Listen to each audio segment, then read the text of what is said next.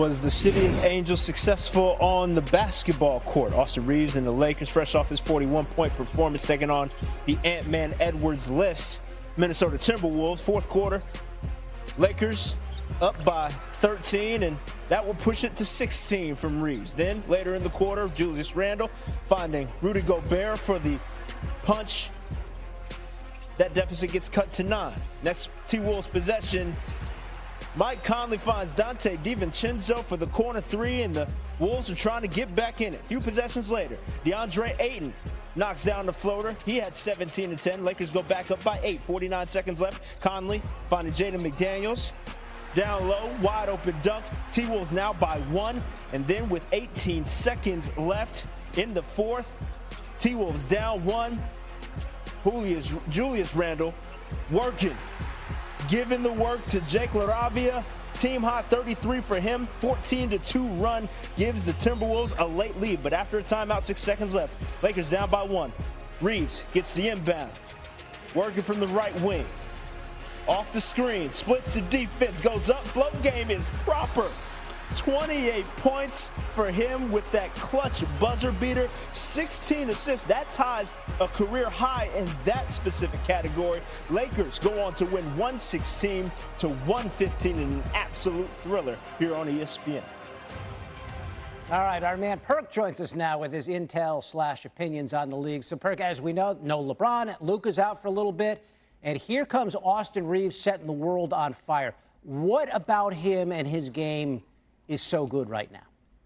It's everything, and all-star loading, should I say. I got Austin Reaves making the all-star game this year, and he's doing it on both ends of the floor. And what we saw tonight is called greatness. Yes, we saw a few nights ago he had 51, but now he has taken that leap where he's able to get his and make guys around him better. And then when it matters the most, he showed us tonight that he could close by hitting the game winner. But he also gets it done on the defensive side of things. He's an underrated defender that uses his hands, get deflections, get steals, and one of the best charge-taking guys in the NBA. When I look at Austin Reaves, I look at a really, really good basketball player. I look at a guy that Luka and LeBron trust. And when they get back on the floor, this is the reason why I have the Lakers being one of the top teams in the Western Conference and having a legit shot at trying to go win the championship because of Austin Reaves and his play and the way that he's able to impact the game. All right. So write it down. Austin Reaves, an all-star come February, whatever it is. Perk, stay right there. It's loading. It's loading. Let's go to more basketball. Trevor? We'll move over to that Eastern Conference where we had our semifinal matchup from last postseason renewed between the Cavs and Celtics. Donovan Mitchell paying a visit, questionable with a hamstring, but Katie George is on the case. Not having him on the court tonight would be a big miss. But I don't know about you guys. He's looking pretty good so far. We're hopeful. Indeed we are. Katie George. Yeah. He said yes. He said he's going to play. See, that's how you break news. That's how you get to the source. You go right to the man and ask. There you go. Like it. Thanks, Katie. We appreciate it. No further sourcing necessary. Shouts to Katie George. And Donovan was certainly ready to go. Nasty step back three. His second three of the game gives the Cavs an early lead, and then 4 seconds left in the quarter. Lonzo Ball finds him after the pump fake, falling away, gets it to go. 4-4 in the first quarter. 82 points total scored by both of these teams after one frame. In the third quarter, we're tied at 57. Celtics grab their own miss. Jaylen Brown ends up with it, nails a three. Brown getting going, Celtics up by 3. Couple seconds left in the half, Celtics now up by 12. It's Brown working one more time. Step back, money. At the buzzer, he gets it to go. 22 first half points for Brown to outpace Mitchell's 15. 20-3 run at the end of the half. Brown had 13 of them. 2 minutes left in the third quarter. Boston up 14. Anthony Simons, hey, come on, man. Like, what are we doing? Way beyond the three-point line, banks it in, gives them a 17-point lead. Then down the stretch, ball can't handle the pass from Mitchell. Celtics going the other way. P. Rabbit through contact. Cavs starters get pulled with more than 2.5 minutes left. After losing their first three, Boston's now won 2 in a row. Now, it's a different world for the Celtics without Jason Tatum, but they pulled off the upset against the Cavs team on Wednesday. They were plus 140 underdogs, making it their largest upset win since Joe Mazzulla took over in 2022. All right, we got Perk back with us. So curious what you think about this Cleveland team. The Celtics, wholesale changes. They don't have Jason Tatum, and yet they ran the Cavs right out of the building. What do you make of Cleveland early here in the season? Nothing. And I'm tired of hearing their sweet nothings. All I've been hearing off season and in the training camp is how disappointed they were and how embarrassed they were this off season from being eliminated in the second round, right? After being one of the heavy favorites to make it to the finals. And you come out this season, the start of this season, without a sense of urgency, lacking physicality, soft. The Celtics are one of the worst rebounding teams in the NBA, and they dominated the Cavs. Look, you're going to miss shots in the 82-game season, right? But the one thing we shouldn't question to a team that has title, championship aspirations is their effort and their toughness. And that's a problem for the Cleveland Cavaliers. And it starts with Evan Mobley and Jared Allen. Those two guys are never the instigators, sometimes the retaliators, and that's not going to win you a championship and get you to the promised land. Just because you have skills, but if you lack toughness, you're not going to get what you're trying to accomplish. Yeah, Cleveland won 64 games last season, basically the same crew, but they don't have Darius Garland right now. Folded like clean sheets. Yeah, that was not good in Boston in this one. Perk just keeps percolating. 3-0 was Chicago. They were hosting Zach LaVine and the Kings. LaVine's actually first time back in Shaw City since being traded. Under 5 minutes left in the half, it's LaVine hitting the open three, puts him up 10. About a minute later, he was in open space, looking just like LaVine typically looks. A bucket getter of the highest order. He finished with 30, 12 of 19 from the field. Around a minute to go. Bulls down by 9. Josh Giddey finds Mattis Buzelis, who finishes with the dunk. And then late in the second, LaVine loses the ball. Bulls up and running. Giddey all the way to the other end for the reverse. Bulls go on a 9-0 run to trail by 2 at the break. Early third, Buzelis. Corner three off balance, nails it. Later in the third, Buzelis again, same corner, same result. 27 points for him. You'll see this here, contacted layup, 27 points, 5 rebounds. Bulls up 10 at that point. Fourth quarter, Giddey from the top of the key drains that one. 28 boards and 12 assists for Josh. Bulls 4-0. First time in quite some time. Now, walk with me here for a minute. Bulls might be back. Last time Chicago had a start like this, they had Jordan and Pippen. Now the Vucevic and Giddey Bulls are one of 2 unbeaten teams in the East.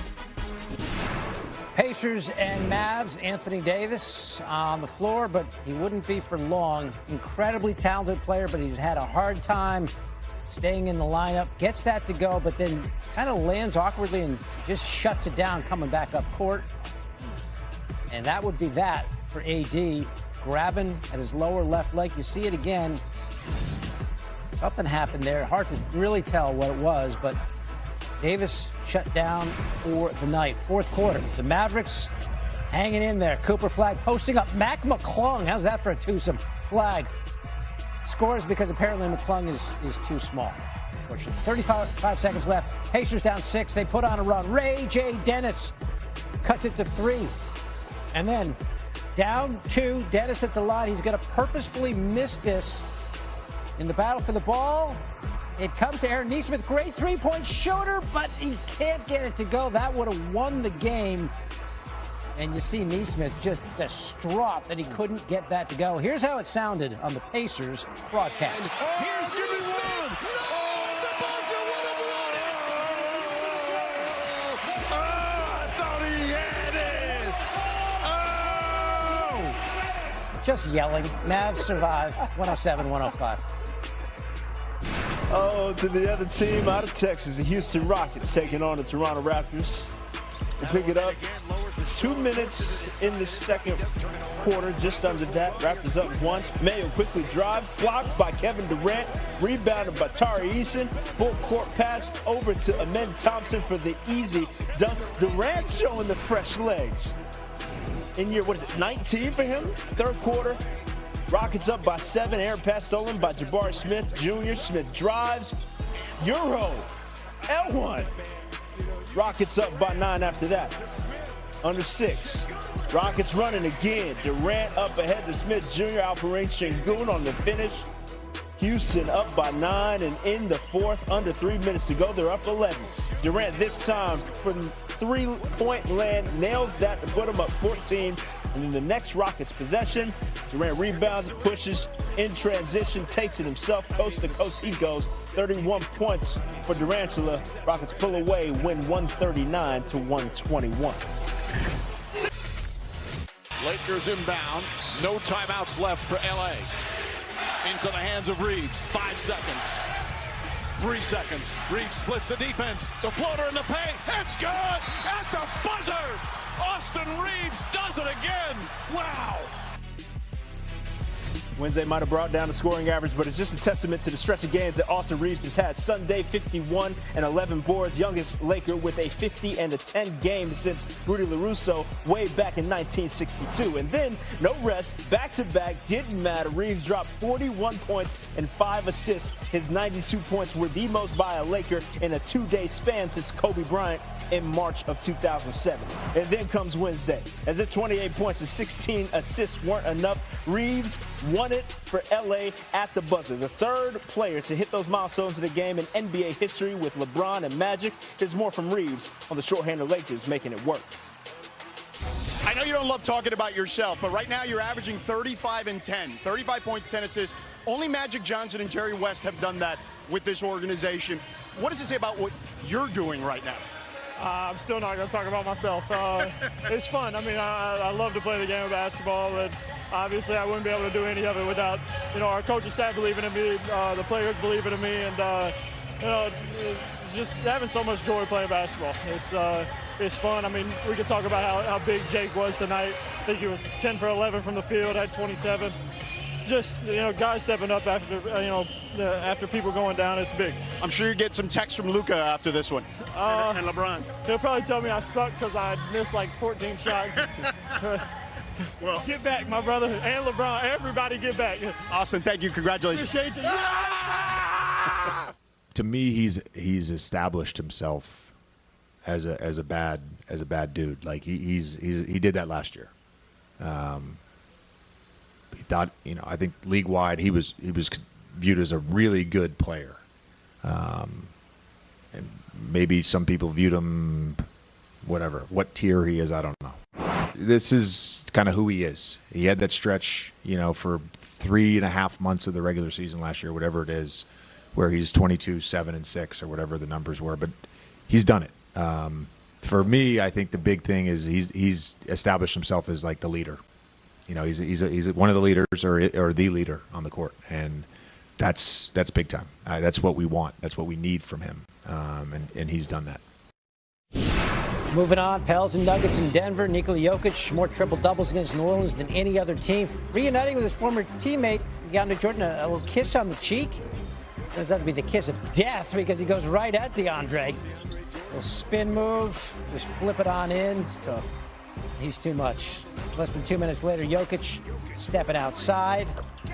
Can't stop him inside, can't stop him outside. Then Jokic working Jordan again. Going to his left, gets the roll. Nuggets up 9 after 1, halfway to a triple-double through the first. 11 points, 5 boards, 5 assists. Third quarter, the baseball pass to Peyton Watson, who flips to Jamal Murray. Nuggets on a 26-2 run. A hockey assist for Jokic there, but it was pretty. Next, Nuggets possession. You know who's the NBA assist leader? It's Mr. Jokic. Finds Murray again. Nuggets by 33. Starters can't have much more time, can they? Jokic, back to Murray. Coming off a 43-point game. Had just 17 in this one, but again, it was plenty. Jokic 1 assist away from the triple-double. Christian Brown helping out with the 3.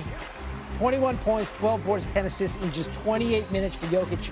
4th straight triple-double to start the season. Nuggets by 30.